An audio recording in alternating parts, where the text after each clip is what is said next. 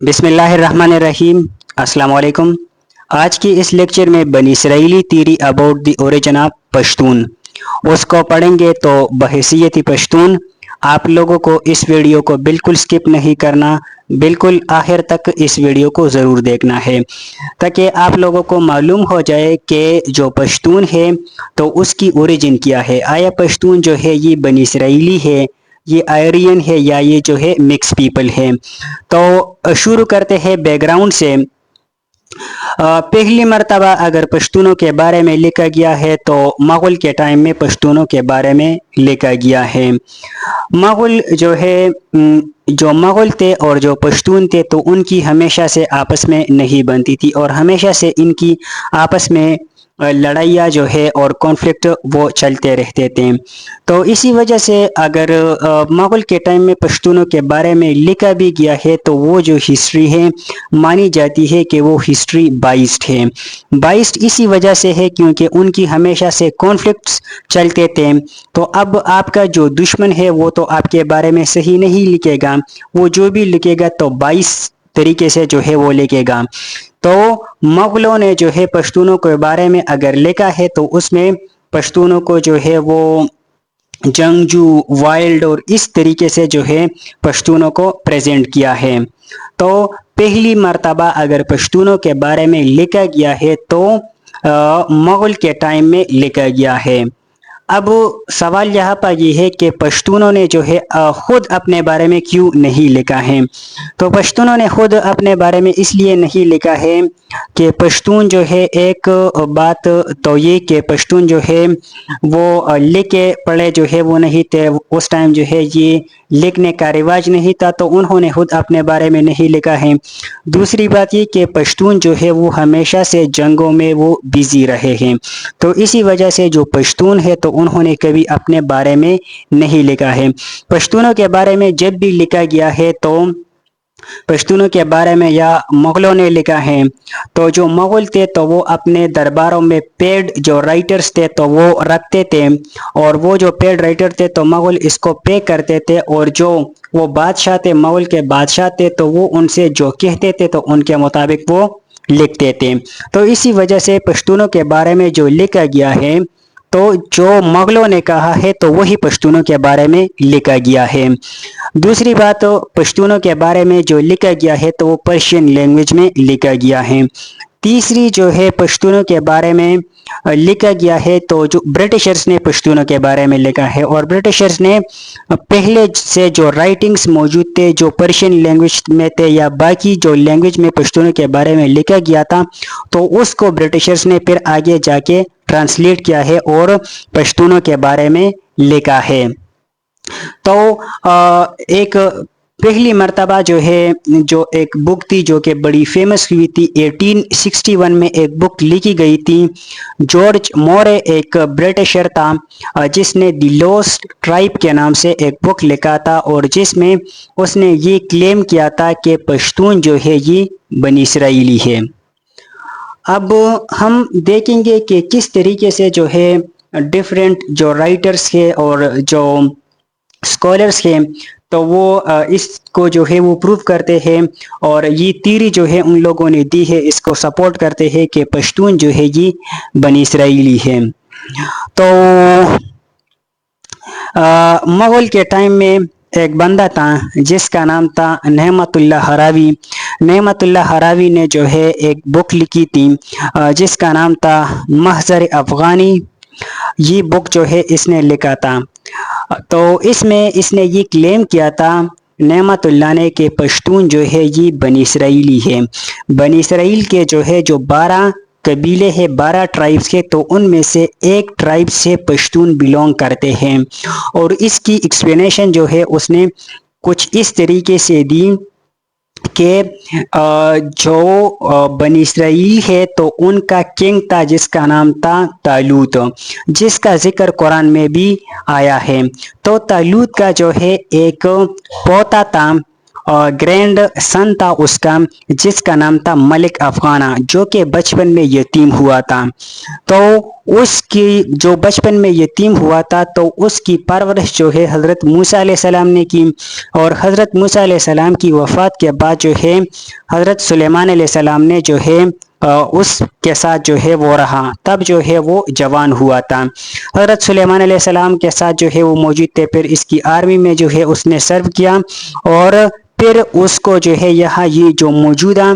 جہاں پر پشتون آباد ہے تو اس ریجن میں یہاں پر آیا تھا اور یہاں پر وہ آباد ہوا تھا، اور اس طریقے سے جو ہے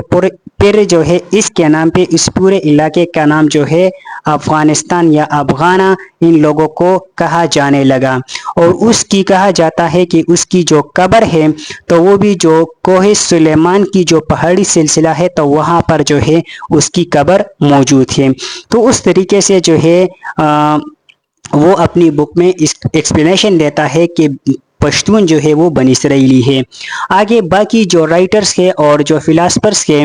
اسکالرز کے جو کہ ایکسپلینیشن دیتے ہیں کہ پشتون جو ہے یہ بنی اسرائیلی ہے، تو وہ شروع کرتے ہیں حضرت ابراہیم علیہ السلام سے، کہ حضرت ابراہیم علیہ السلام جس کے دو بیٹے تھے، ایک تھا حضرت اسماعیل علیہ السلام اور ایک تھا حضرت اسحاق علیہ السلام۔ اب حضرت اسماعیل علیہ السلام جو کہ پھر مکہ میں جو ہے وہ رہے تو اس کو وہ سکپ کرتے ہیں اور بات کرتے ہیں وہ حضرت اسحاق علیہ السلام سے۔ حضرت اسحاق علیہ السلام جس کے اولاد میں پھر حضرت یعقوب علیہ السلام آتا ہے، اور حضرت یعقوب علیہ السلام کے 12 بیٹے تھے، تو حضرت یعقوب علیہ السلام اور اس کی یہ جو 12 بیٹے ہیں تو اس کو اسرائیلی کہا جاتا تھا، اور اسی 12 بیٹوں سے جو ہے پھر آگے جا کے 12 قبیلے بنتے ہیں، اور ان 12 میں سے جو ہے جو 3 جو کہ فیمس تھے، تو اس میں ایک یہودا تھا، ایک یوسف تھا، اور ایک جو ہے بنیامین تھا۔ تو اب دیکھا جائے کہ ابھی موجودہ بھی جو اسرائیلی ہے جس کو یہودی کہا جاتا ہے، تو اسی وجہ سے یہودا حضرت یعقوب علیہ السلام کے بیٹوں میں سے ایک کا نام جو ہے وہ یہودا تھا۔ اور دیکھا جائے موجودہ اسرائیل کا جو پی ایم ہے تو اس کا نام بھی جو ہے نتنیاہو بنیامین ہے، تو ان کے جو اولاد تھے تو ان میں سے ایک کا نام جو ہے وہ بنیامین، تو مطلب کہ ٹریس جو ہے وہاں سے ان کی ملتی ہے۔ تو ان کی یہ فیمس جو مشہور تھے ان میں سے 3 یہ تھے۔ پھر یہودا کا جو ہے وہ کہتے ہیں کہ یہودا کا جو ہے ایک بیٹا تھا جس کا نام تھا سروغ، اس کو طالوت بھی کہا جاتا تھا، جس کا جو ہے پہلے میں نے ذکر کیا کہ نعمت اللہ ہراوی نے جو بک لکھی تھی اس میں بھی اس نے اس چیز کا ذکر کیا ہے طالوت کا، جو کہ اسرائیل کا جو ہے بنی اسرائیل کا جو ہے وہ کنگ رہ چکا تھا۔ تو یہ لوگ کہتے ہیں کہ یہ جو طالوت تھا تو اس کے 2 بیٹے تھے پھر آگے جا کے، ایک کا نام تھا برکیا اور ایک کا نام تھا ارمیا۔ تو جو برکیا کا جو ہے جو بیٹا تھا آصف، تو اس کی اولاد کو بنی آصف